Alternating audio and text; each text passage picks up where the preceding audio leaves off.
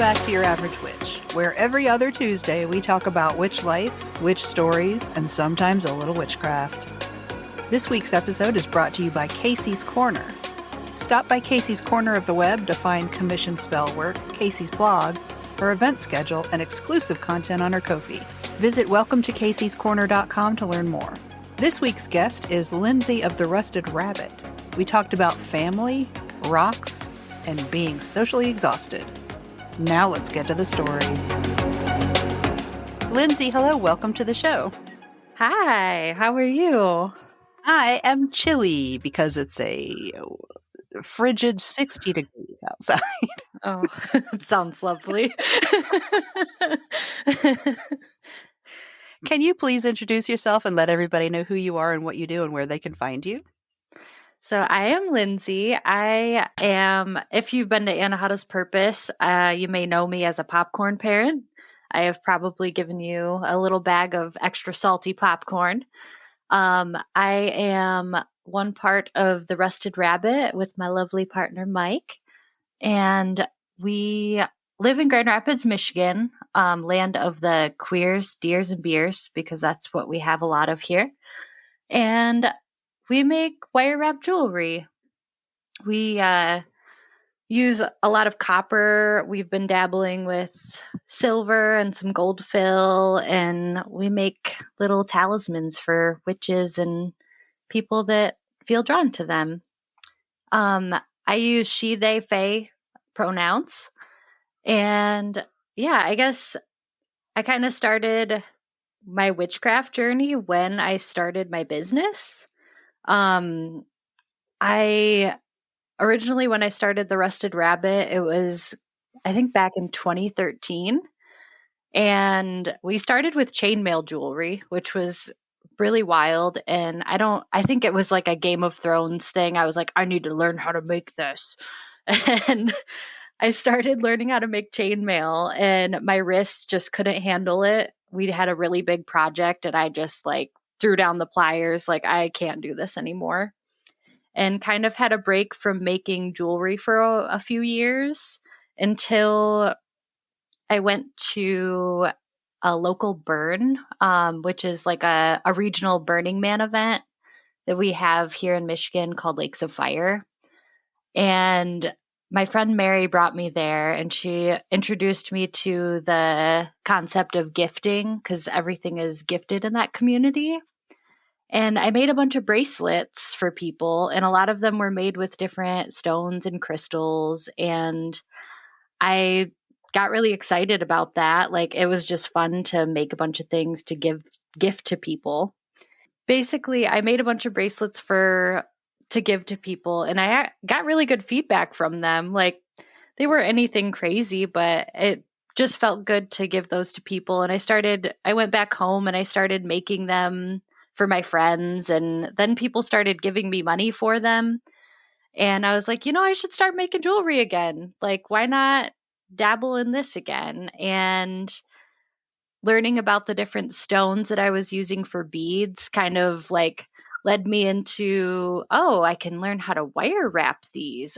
They come in all these different shapes and sizes and all kinds of things. And Mike had found an example of those Tree of Life pendants made with like the little crystal chips and things like that. They were really popular like back in 2017-ish. And that kind of got us into wire wrapping. And it just kind of took off from there. And it's kind of, we both have been rock nerds since we were kids too. Like, I was that kid that would like grab rocks out of my parents, like the little things on the side of the house, and I would just like walk around my neighborhood selling rocks to people. And some of them would buy from me, and they were just little shitty rocks. But so I started young.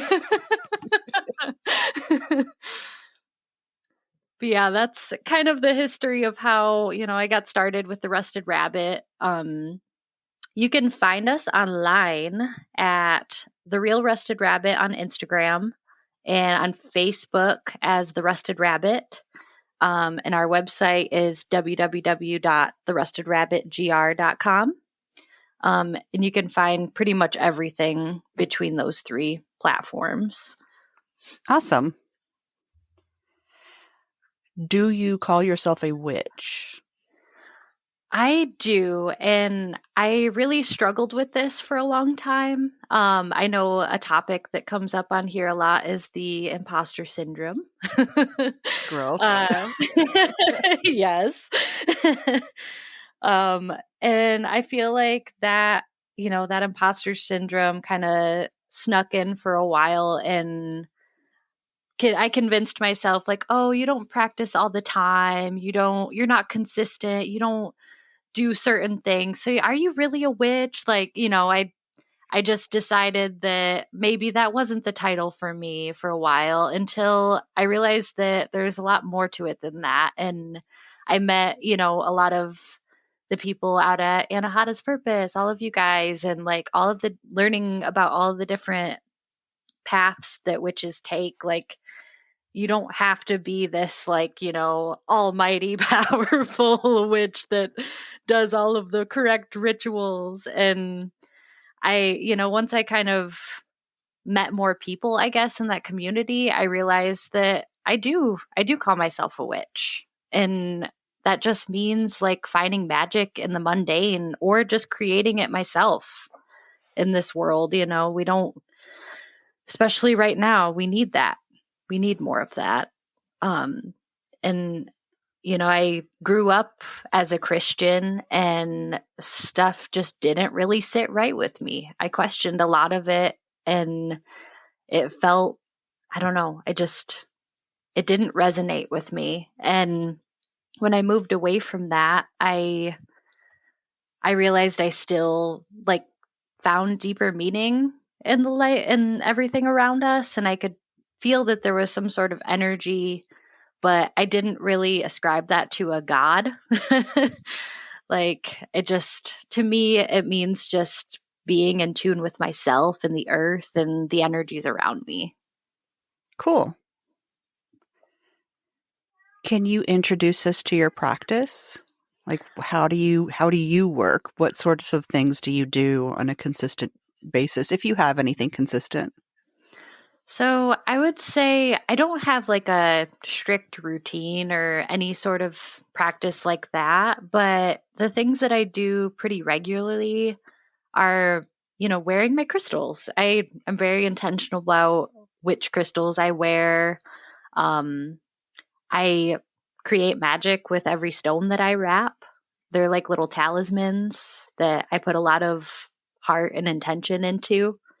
Um, some pieces I say that a little piece of my soul went into that. Hmm. And it's just, it's true. And I like I look for little signs throughout the day. Especially with like your angel numbers, like, hey, it's 11:11, or like looking for little things throughout the day like that. Whenever I see blue jays, I know that my ancestors are looking out for me. That has been kind of a consistent thing between me and my sisters. And we think it might be our great grandma kind of being like, "Hey, how you doing?" Hmm. Because we all find blue feathers pretty frequently. It's really interesting. And whenever I see hawks, I know that something significant is coming, like a hawk in a place that I might not normally see one. Yeah. Um, like my first anahatas, we were on our way to like pick up a rental car, and a hawk just flew out in front of our car. Like swooped down, and I was like, whoa, okay, what are you trying to tell me there, buddy? And it Hmm. ended up being like one of the most impactful things that I did for myself. And so yeah, I try to notice little things like that to remember what to reflect on. I feel like I ascribe to being like a lazy chaos witch where I do spells and rituals, but only when I feel like called to do them. I try not to force it. I just do it like when my energy feels okay with doing that. I do keep like an altar, and I try to refresh it and, be intentional with what I put on that. Other than that, I do enjoy doing like a tarot pull. I don't do that super consistently, but I do it when I'm thinking of it and when I might need a little more clarity on a situation.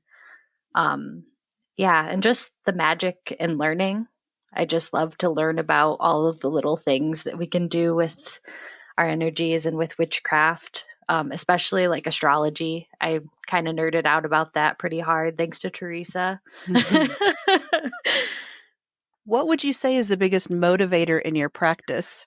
Has it changed since you first started? And contrast it with your biggest struggle.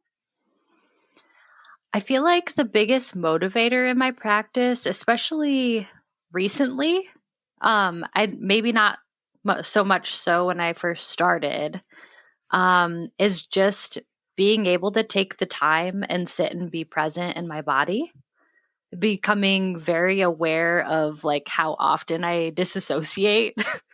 And I feel like What's that like?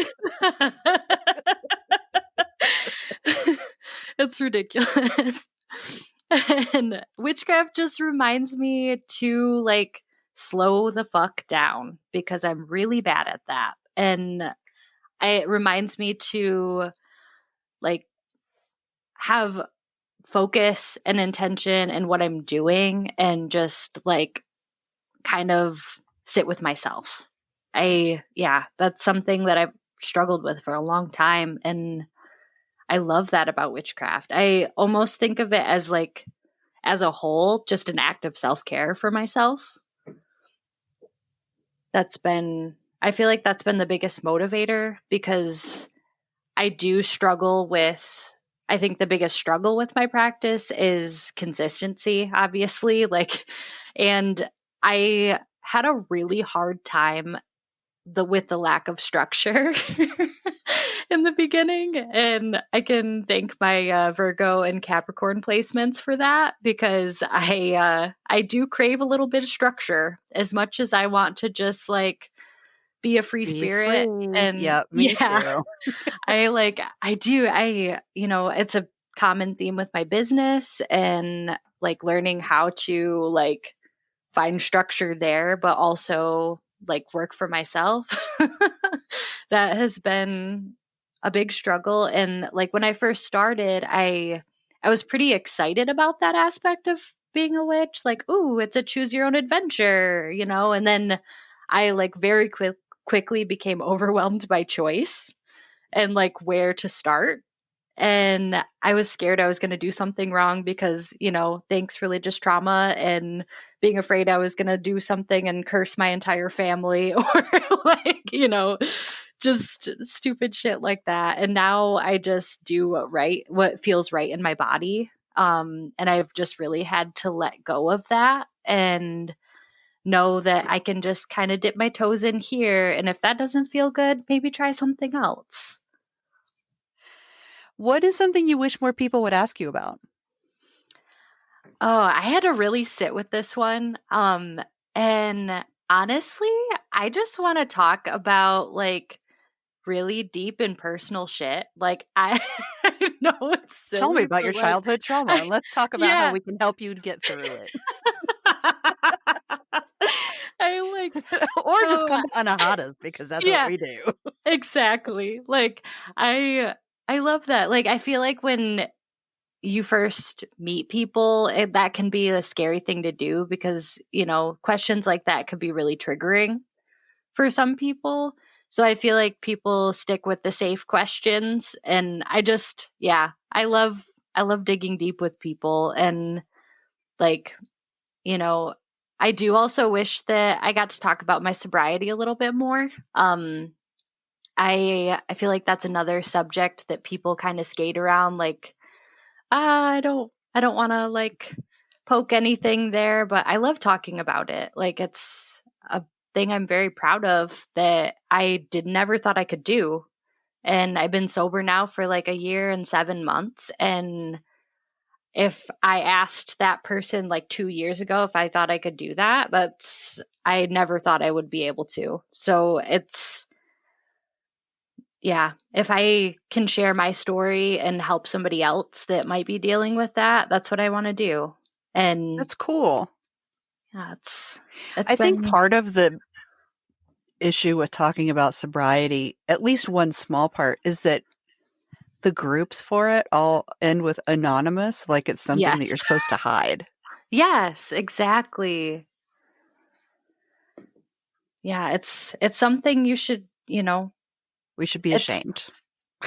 yeah, it's crazy. Like something to be proud of. And yeah, I definitely feel the shame of mistakes I made in the past, but like that's a part of me too. And if I really want people to know me, they have to know that part of me. What a good thing. Good for you. Good for us. I need to Thank think that way you. too. What would you say is your favorite tool? And it doesn't have to be a physical thing. It can be like a song or some smell or whatever. So I have a couple of things for this. So a non-physical thing lately, therapy, like 1000% therapy.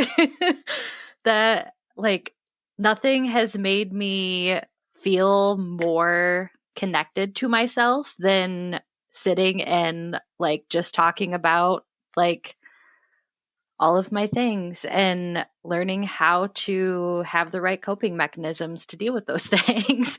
um I feel like I'm getting to know myself better, and I lost sight of that for such a long time, and I let my trauma and fear just dictate so much of my life. And now I'm getting a chance to like unpack all of that and slow the fuck down and reflect and actually clear my head. And that in turn is giving me clearer focus for my practice. Again, I'm just like leaning hard into the self-care era right now. I need that more than anything, I think, and we all do. I think it's something that we neglect so much. It's hard. It's easy to say self-care, but to actually like do it and do the work and make time for it, that's a whole nother thing. And I think physically, I really love my tarot and crystals. And like, I work with crystals so often and I love to use them in little ways throughout my day. And another non physical thing I forgot about this one, was releasing energy through movement and music. I love music. Mm-hmm. That's like, oh, it feels so good. Like last night I was feeling pretty anxious so okay, I'm going to rabbit trail like 4 times. I'm sorry. This is the way my brain processes things. That's the way um, this podcast always goes. That's why I say give us 2 hours. right.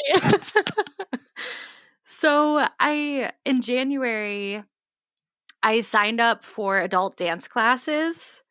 And so I danced when I was a kid. I danced from the time I was like 10 years old until I was like 17 or 18. And it was a big part of my life. Like it kind of shaped my whole childhood. Like I had a whole group of people and we all grew up dancing together. And to let go of that as an adult because I was on my own and I couldn't afford to pay for classes, like that was really hard. And I'm finally in a place now where I can afford that and I can do that for myself. And I'm 34 years old and my joints are creaky and things don't work the way they used to, but it has been like the most beautiful thing that I've done for myself. Probably, I don't even know how long. Like I feel like connected in my body again. I feel like grounded. I like every time I walk out of a class, I'm just like grinning like a fool. And it's been it's been really beautiful and I'm really excited to like see where that journey takes me. I love that. Dance is really important in Hive House. Really? We Oh, I dance love every that. Thursday we dance for Jupiter and ask him to bless us with prosperity and joy. I love that. That's fabulous. What is something you wish was discussed more in the magical community? I feel like, so I know that podcasts like yours and Waba definitely make a platform for this, but I wish more people talked about the beginning stages of their practice, like how they got started, so they could help people like me when I was a baby witch, like who was overwhelmed by choice. Like I know there's no handbook for it, so it's like I don't know what to do. So I just wish that was normalized, just talking about like where I started, where I went wrong, what didn't work for me, and just hearing that so other witches can become inspired by that. Um, I feel like you hear a lot about how long people have been practicing or like their area of expertise and all of that, but you don't hear a lot about the bumps in the road. And I love that. I love hearing about those things. I feel like it helps us all grow. And that's honestly what drew me into Waba. Like they very much from the beginning were like, hey, we are amateurs and we don't know what we're talking about, but here's this. And like, I Here's what love we learned that. this week. Exactly. Like you can learn along with them. And it felt so it I tried out a couple of other witchcraft podcasts when I was kind of first getting into that, and none of them really resonated the same because of that fact alone, really. Like Yeah. And just telling someone to do your own research and figure out Google is not helpful. no, it's not. We're like, Google's big. If you Like don't even know the question, if you don't even know what questions to ask, how are you going to Google it? exactly. Yeah. That's way too overwhelming. What steps have you taken to build community near you, and do you have resources to share? So I think the biggest way I've taken, or the biggest steps that I've taken to build community are honestly like running workshops here in my city. For the Rusted Rabbit, we've been like teaching wire wrapping workshops and things like that. And I feel like that's a great way to bring people together that have similar interests.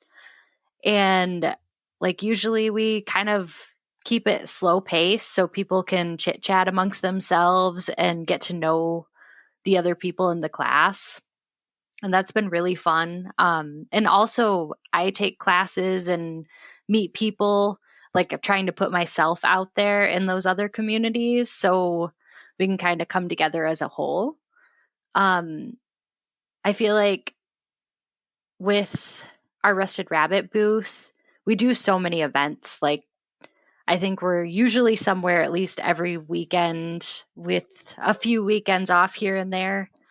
And we just really try to connect with the people that come up to our booth, like getting to actually know them and giving them a safe space to like chill out if they need it, because events are crazy and sometimes it's overwhelming to be in a sea of people. And will our little like our people find us and Mm-hmm. we try to give them that space to like if they need to just hang out and talk to us for a while, we're here.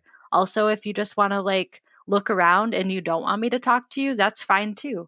I'm totally okay with that. I'm like, please don't ask me questions. Please don't ask me Yeah, questions. Please don't I ask me know. questions. I know it's terrible because like as somebody that runs a booth, I try to get into my element and make people feel like welcome. So I it's like that retail mindset I can't break out of, like, hi, how you doing? Like, come on in kind of thing. And when I'm on the other side and I'm shopping other people's booths, I'm like, don't talk to me, don't talk to me, don't talk to me. It's terrible. I started telling people, hey, you can come in. I'm not going to push you to buy anything. I just am standing here. Yup. You can touch Yeah. stuff. I'm not going to say, oh my God, that looks so good on you. Yeah. unless you People get ask real them. weird about that so fast. Like even just sometimes just saying hi, people will be like, "Oh, nope, bye." Like I'm not coming in here. And I'm like, I get it. I get it. Do you? Like these things are overstimulating, and I'm sure like five other booths said the same thing to you, and yeah. Okay, think about your three biggest influences, whether it's people or books or whatever. It doesn't have to be an actual person, but think about how they have affected your practice and thank them for that. So I'm going to start with my ancestors. Um, like actually getting to know more about them and learning that my great grandma Brown was a spiritualist was really eye opening for me, especially when I like got down this witchcraft path. Um, do you mind if I tell a little story amidst this? I want all my guests to tell little stories Okay. everywhere in all my interviews. So my great grandma Brown, I like years ago, I think maybe at this point, maybe 15 years ago, way before I even thought about witchcraft or anything like that. I had a dream. I was having a very, very vivid dream, which is pretty, like, that's a pretty regular occurrence for me, which is a whole nother topic that I really need to explore a little bit. But I, everything was like super vivid and it was in black and white, which was not normal for me. I don't usually dream in black and white. And I was like, I was venturing down a hallway and just started kind of floating down the hallway and got shifted into a room. And my great grandma Brown was sitting at a desk and she was just like, I could see every wrinkle line in her face, everything. And like everything was just so detailed. And she told me something and it felt like really profound in the moment. Like I think I even cried in the dream. It was something I really needed to hear. And then I woke up and I could not remember what she told me. And it was so frustrating. And I was like, that felt so real. It felt so strange. And I ended up talking to my grandma about it because that was her grandmother or her mother. I'm sorry.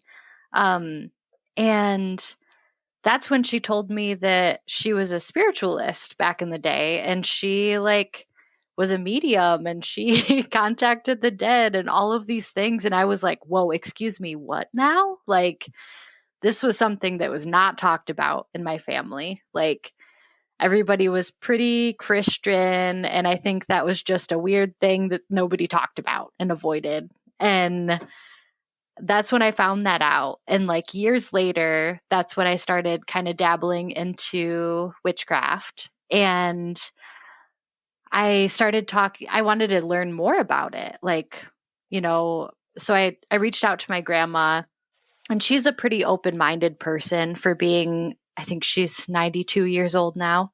She's a very loving, open person who identifies as a Christian. And I feel like I can talk to her about anything.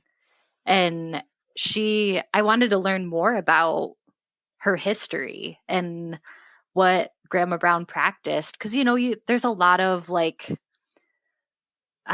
shady stuff around the spiritualist community, especially back then. Like there was the Fox sisters that were like just complete frauds and scammers. And like, there's just a whole history on that is kind of shady.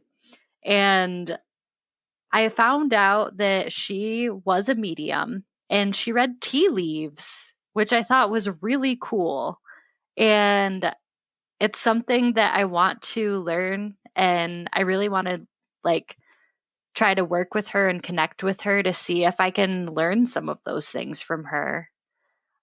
But like just learning about that has been such a big influence on my practice and like guiding me in certain directions. That's Um, cool. she seemed like a really cool lady. I really only briefly met her when she was in a nursing home. And I think at that point she had dementia and, couldn't really remember much, but she seemed like a pretty cool human. um, but yeah, besides that, I think the other two for me are honestly my business. Like I've talked about, I really didn't do a deep dive into this stuff until I started my business and started working with crystals. And it's kind of what got me interested in everything in general and led me down that path. So I'm grateful that I ended up going in that direction. And of course, my podcasting favies, like you, of course, and two Geminis and a Yay. Leo. And of course, Waba, like that, and the whole community, everybody a part of the community within those three podcasts, like everybody is just so willing and open to share their knowledge and has been so welcoming from the beginning and just yeah, one of the best communities I've ever been a part of. And I'm so grateful for that. It's been really healing to be a part of it. That makes me happy. Yay. Do you have advice for new witches? Don't listen to the people telling you that it has to be done a certain way. uh, you create your own path and do what feels right. And don't be afraid to ask questions just because you're new. Like, I think that held me back for a long time because I didn't want to be seen as the newbie. I was like, oh, they can't know I'm new to this. And like, don't let that fear of being the new person hold you back from asking the right questions and learning more. Also, fucking buy yourself the prettiest, juiciest tarot deck that you can find because don't fall into the it has to be gifted to you. I fell victim to that and kept the same shitty deck for so long that I did not connect with because I thought that was how it had to be done. And that's bullshit. Buy yourself the deck that feels good. If people are making you feel bad for being new and not knowing things, then you shouldn't be asking. I wouldn't want to know what they have. Right. Anyway, Absolutely. they're not the right person for me to be talking to. No.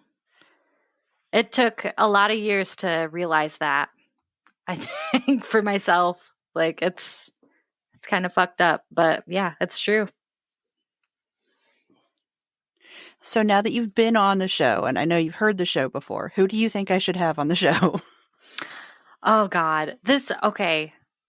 I had a really hard time with this because I have like a whole list of people and I might just have to send you those, but I'm just I going to was going to cover a just say couple. email me the list. No. Like there's just so many people that have been such a big influence. I mean, besides the ones I already mentioned, but like my friend Steph, she was the first one that came to mind. She is just a fucking peach. She is wonderful. She Every time I talk to her, I learn something new. She's she's a yoga instructor and she also owns 2 food trucks, so you guys can nerd out about food, Ooh. which I know you love. And she makes amazing food. And she's also an herbalist and she is very knowledgeable on her herbs. Like I love going on forest walks with her because she will just like she's one of those people that will like point to something and just know like, hey, this is this herb and I'm going to tell you like 14 things about it. And it's just so cool. Like I'm like, that's awesome.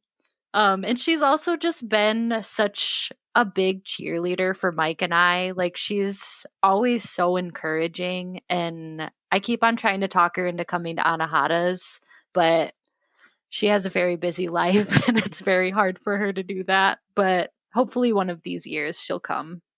She's also a bean. But okay, so besides Steph, have you had Kay Biddix on the show? No. You should have her because she's just lovely. I love her so much. She She's like runs that thing in Arkansas. Arkansas? Yeah, yep, Harmony in the Hollow. Yeah. Although I guess they're not moving forward with that. I guess it's kind of a bummer, but where they're at, it's like they're choosing safety right now. Yeah, I was gonna And say, isn't that yeah, kind of a red area? yes, it's very dicey, very scary. Like I'm scared for her right now, and yeah, but she's just a wonderful person. She is one of my soul sisters. Like I'm so happy that I met her through all of this, the whole community. I love her so much. That's Um awesome. Also, so my friend Debbie, she's a therapist and a witch, which I think could be a really cool perspective. And she's also just an open book. Like she will talk about anything. She would be fun to have on the podcast. But I have a list of people, so I'll send that to you afterward. Awesome. Yay. Thank you. You're welcome. Is that question really a ploy for me to get suggestions for guests? Hell yes, it is. Yeah. Own it. Is there anything else that you wanted to bring up? Anything I didn't ask that you wanted to talk about, or any questions you have for me, or anything going on with you and your business?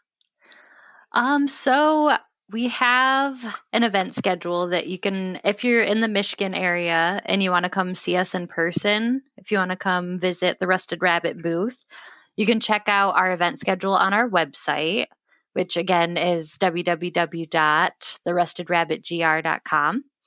And you can come say hi to us and just chill with us for a little bit. We tend to have more in person than we do on our website because I'm terrible at keeping up on our website. Website maintenance is not fun. It really isn't. That whole side of this business has been a journey. But I am gonna run a little special for the bees and for the podcast listeners. If you if you enter the code Grandpa, you can get 15% off. So many listeners don't know what you're talking about now. Just trust us, it's fine. And we've been doing live sales, which is really fucking awkward, but come hang out with us for it. We have fun. We make sound effects whenever somebody whenever somebody claims an item, you get a special sound effect, and that's always fun. And we always run sales and stuff for those. We usually do a giveaway at the end of it for a gift card for our website. So you can check out our event schedule to see when we're doing live sales on Facebook and Instagram. But yeah, basically, I think that's about it. Oh yeah, and I forgot already, but we're doing subscription boxes now. You can get a piece of jewelry that is tailored to your interests delivered to you once a month. And we have 3 different box options. My favorite, honestly, being the ear of the rabbit box because I'm an earring girly and I will take all of the crazy earrings I can get. And that one is fun. You usually get like anywhere from 2 to 4 pairs of earrings, depending on the style of earrings that you prefer. But yeah, you can check out all of that on our website. I think we're going to be running a sale on those sometime soon where you can get your first box for 50% off too. So that's fun. And yeah, that's about it as far as business stuff I have going on. I do have a question for you. Okay. How dare you? I Even though I specifically said you could. I'm very curious if you could podcast about any other topic, what would it be? Like what would you like to nerd out about? Snacks. Yeah. I love that. I would listen Barbecue, to that podcast. If I could travel the country and try and like sample barbecue all over the country, Oh, that would be a dream. oh my God. Anthony Bourdain style. Right? Exactly. R.I.P. Beautiful human. That would be magical. We miss you, Uncle Anthony. We do. I had a really sexual dream about him once. Oh, me too. Yeah, it was really weird. It was unexpected. He was a hottie, man. He really was. Yeah. Wow. I can't believe I just shared that. Just kind of fell out of my mouth. I was a little bit surprised. You just got me opening up, man. It's what I do. Okay, so the last two things that I ask of guests. Thing number one is recommend something to the listeners. It doesn't have to be magical in any way, just whatever you are into this week. Tell us about it. Okay. So I'm really obsessed with the show Severance right now.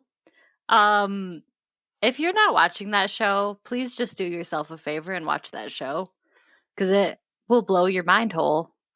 It's amazing. Also, What network is it? so it's on Apple TV, but I believe they have the first season for free on the Roku channel. So if you have a Roku, you can just watch it for free. Cool.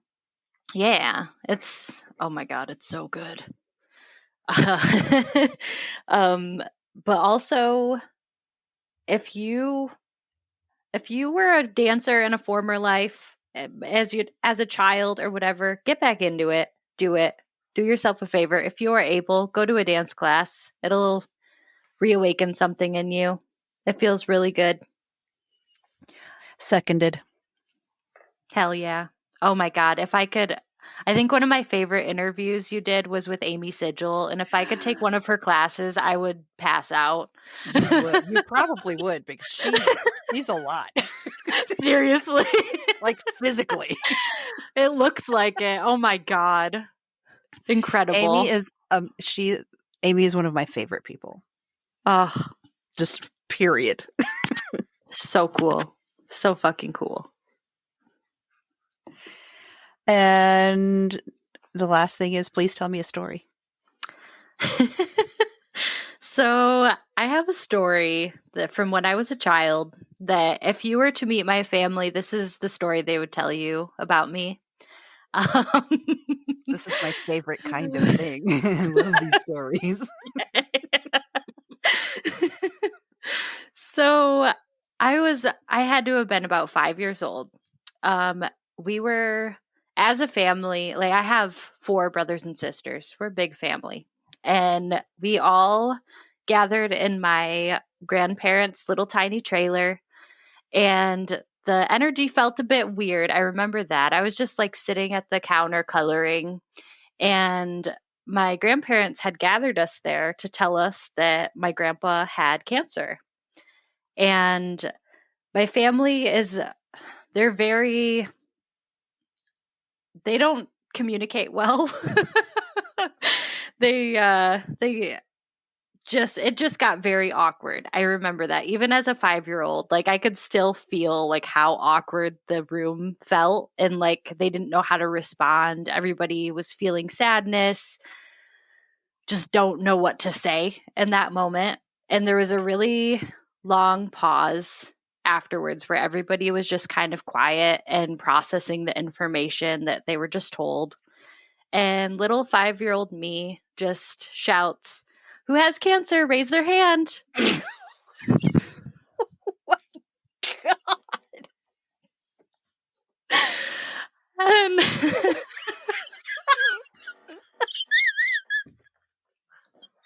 Oh my God.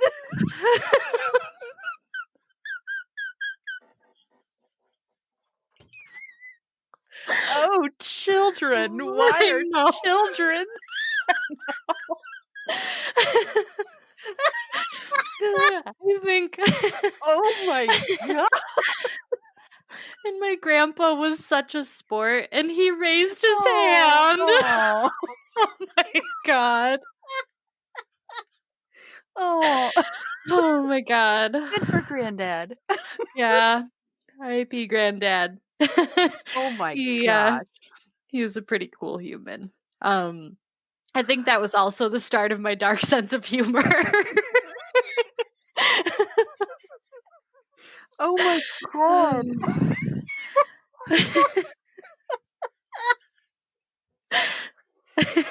That's fucking amazing.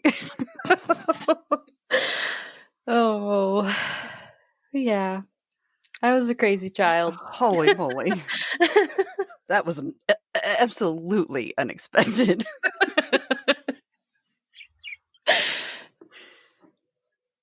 Okay, well, thank you so much for being on the show and for sharing that amazing story. Thank you for having me. It was a pleasure. It was really nice. Oh, I good. appreciate it. I've been looking Yeah. forward to it. Oh, good. So everybody go down and click the link below. Be sure to get over and go subscribe, y'all. Go subscribe and get y'all some earrings and a cool wire-wrapped crystal or two. And that's it. I am back on Instagram now after a lovely hiatus. So go check everybody out over there, and I'll see you around. Okay, bye. Bye. Okay, now, Lindsay, I would like you to craft a spell with me. Ooh, this is exciting. I don't know how you work, but here's how I work. I figure out what I need to do, / figure out what my intention is. And then I just collect crap to make it happen. Yeah, that's about how I do it too. Okay. I meant to print out some cards so I could just shuffle through and pick out an intention for us to work out on, but I forgot. So let's just make one up. Okay. So it's spring coming up on spring. It's spring here. It's spring. I'm going to call it spring. Okay. We're It's good. spring, so we could work on new beginnings or like new life coming in, or we could work on protection because we live in a fucking shit show. Ooh. Or we could work on building community. To hear more of the members only episode, head over to crepuscularconjuration.com. The monthly magic tier will give you access to the monthly Magic Marco Polo group, the private Facebook group, and access to the written monthly spells. There's also Crepuscular Conjurations, giving you bonus podcast episodes, coloring pages, guided meditations, spellcrafting videos, printable downloads, and a lot more. The free Witchy Wonderment level will give you a little sample of everything I just mentioned. You can also visit my shop, Clever Kim's Curios, to get spell boxes one at a time or by monthly subscription, intentional handcrafted jewelry that I make especially for witches, and handmade altar tools. You can even listen to the full Your Average Witch podcast library, including show notes and transcripts. Check it out at crepuscularconjuration.com. Thanks for listening to this episode of Your Average Witch. You can find us all around the internet on Instagram at Your Average Witch Podcast, facebook.com/groups/hivehouse, at www.youraverageWitch.com, and at your favorite podcast service. If you'd like to recommend someone for the podcast, like to be on it yourself, or if you'd like to advertise on the podcast, send an email to youraverageWitchPodcast@gmail.com. Thanks for listening, and I'll see you next Tuesday.